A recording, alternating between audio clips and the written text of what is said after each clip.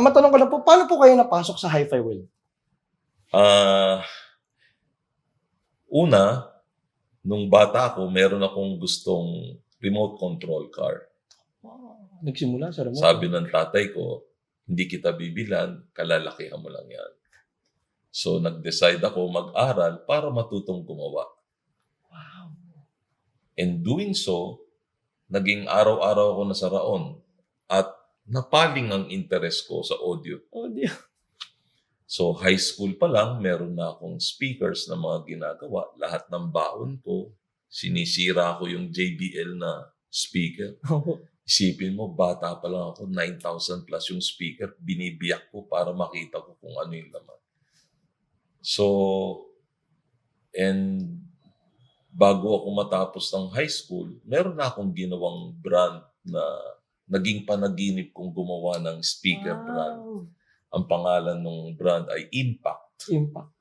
So, napunta ako sa recording studio, napunta ako sa pag-set up ng auditorium, napunta ako pag-set up ng mga karaoke bar, napunta ako. Marami na rin akong nagawa. So, but in fact, I would be clear na yung ilalim ng kama ko ay isang subwoofer na ang lalagyan niya ay drum na malaki. Hindi pa uso dati noon ng 2.1. Hindi pa uso dati. It's just that sa kakagawa ko ng speaker, nahihirapan ako sa box kasi walang matibay na gamit na umaalog pa rin yung box dahil sa bayo ng bass. So, instead of me accepting that I'm an audiophile, mapapansin mo yun sa Audio Friends of the Philippines, ang tawag nga namin, siraulo. Yun nga po. If you're an audiophile, you must be somehow crazy. Medyo crazy. Actually, diba? tatanong ko. Kasi irrational eh. Paminsan may ginagawa kang parang kaartehan, pero isang buhok, isang galaw lang ng magbabago na yung sound. Sabi ko. So, yes, parang mga siraulo yun. In a positive way. In a positive way. Sa totoo lang po, medyo curse din yan. Pagka yung natutulog ka na, iniisip mo pa yung gusto mong upgrade. Totoo yan. Tapos, proud din ako na nung ako ay first year, second year college, pumunta sa kwarto ko yung mga engineer at anak ng Daiichi na speaker. Daiichi po. Ngayon po existing ba yan, di ba? Oo. So, pinakita ko sa kanila yung Daiichi na binili ko sa kanila. Binutas ko yung likuran ng magnet. Tapos yung cone, nilagyan ko pa rin ng exhaust para gumalaw ng smooth yung speaker. So, as I told you, sira ulo ko dyan. So, kung ano-ano ginagawa namin. Di baling walang kainin, basta mayroong nagawa prototype o basta may nagawang speaker na magagawa. Ganun din nangyari sa akin itong kasi po, di ba, binaha kami nung Karina po. Nasira po yung yung speakers ko. Bago lahat pinalitan ko, speaker kagad. Sabi ko, baliw to.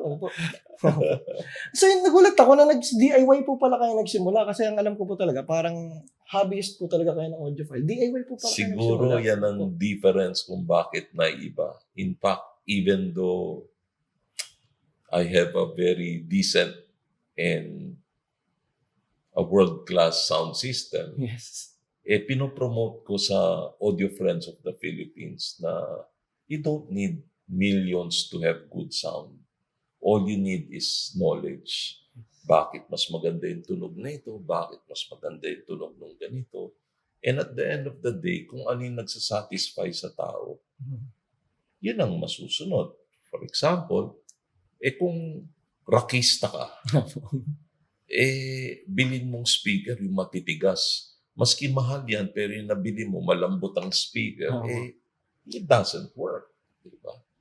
So, it's the knowledge that we want to express. And most of all, without those people around talking about the audio, the friends, the community itself, boring eh. Boring.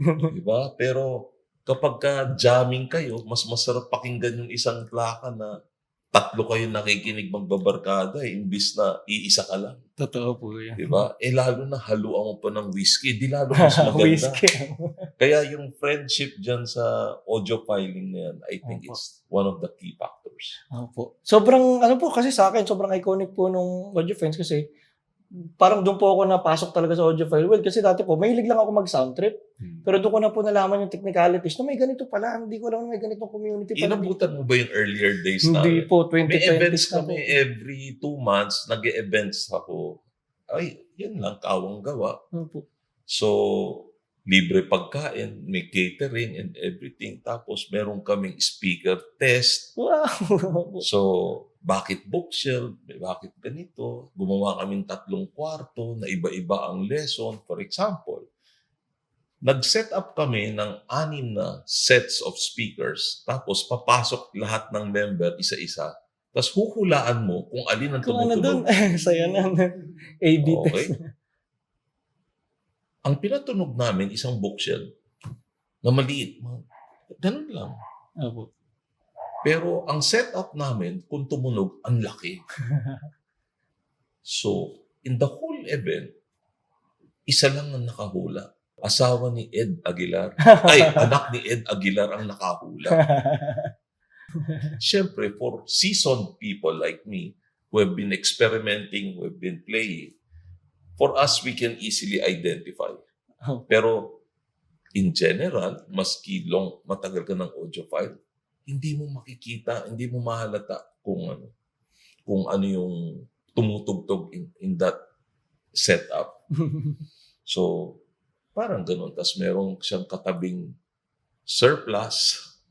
Ang katabi niya, mga mamahaling brand. Yung mga Japanese surplus po. Oo. So, pinaghalo-halo talaga namin Opo. para walang makahula, so to Opo. speak. Ang exciting. Maganda yung mga sinaunang panahon. Opo, di ko na. 2020s na po ako. Pandemic lang po. Kasi nung pandemic lang ako medyo nabaliw din talaga sa audio dahil sa bahay ko. Sir, magpunta naman tayo. Curious Sige. lang po ako kung naalala niyo po ba yung unang track na nagpa-convert sa inyo into audiophilia? Parang gano'n. Ano yung parang... I would say, hindi track muna ang nagpa-convert sa akin. Kasi Ano po? nung panahon ko, yung mga kanta, hindi audiophile challenge. Oh. Simply Jessie. Apo. Yung mga pag bumibiyahe ako sa sasakyan ko, gusto ko tinutugtog ko yung mga ganong klaseng Apo. tunog, tapos yung mga ballads. So, but as an audiophile, pag dumating na sa classical music, halimbawa, napunta na ako sa recording, pag play mo sa regular system ng classical music, bakit nawawala yung violin? Bakit nawawala yung guitar? Bakit napunta rito sa kaliwa? Parang sira-sira. So, syempre, nakakita ka na ng totoo, hahanapin mo ngayon. Pag hinanap mo na ngayon sa system, Ayan. may magbibigay siya, pare, palit ka ng cable. Ikaw naman tatanga-tanga ka. Palit ka naman ng cable. Tapos pag ganyan mo, kulang pa rin. Papalit ka ngayon ng speaker. Tapos papalit ka ng CD. Ito na, palaki na ng palaki. Darating ang araw, ayun na. Nagagalit na yung magulang mo o kaya galit na yung asawa mo. So ano ba pinaggagawa mo dyan? But again, audiofiling is not for everybody. Yun nga po eh.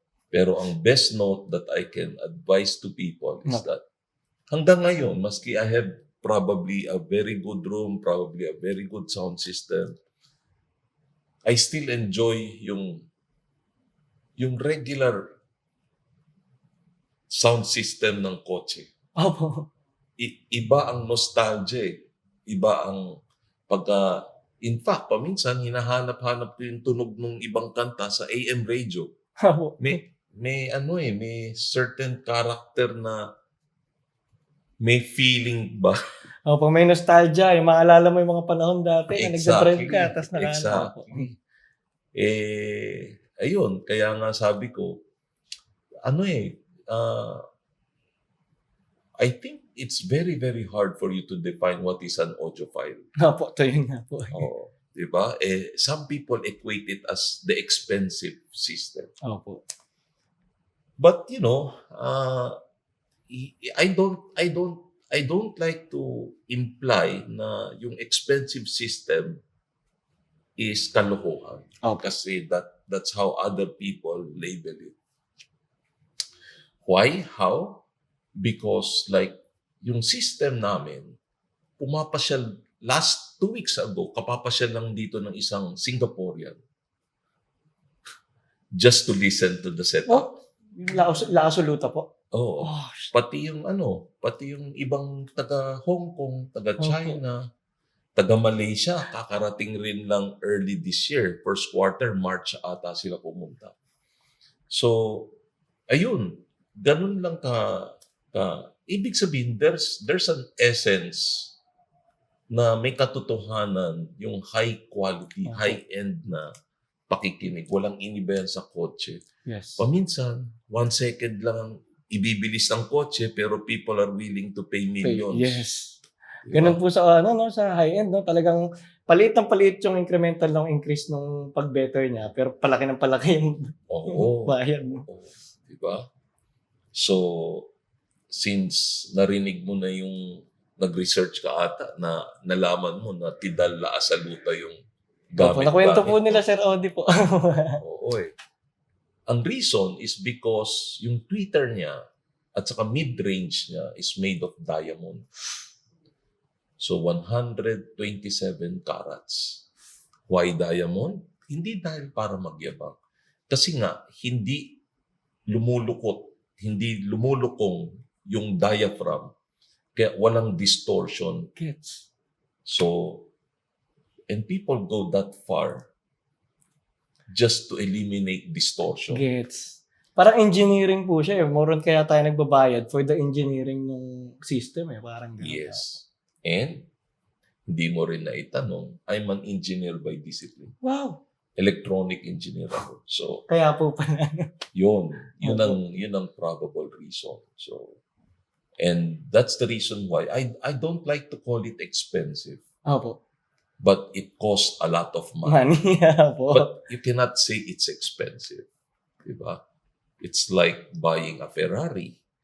It's not expensive. It costs a lot of money lang. Kasi pati mugs, carbon fiber, pati yung katawan, and yung mga precision tool na ginamit cost millions and millions of dollars just to produce those small parts. So, the same issue, the same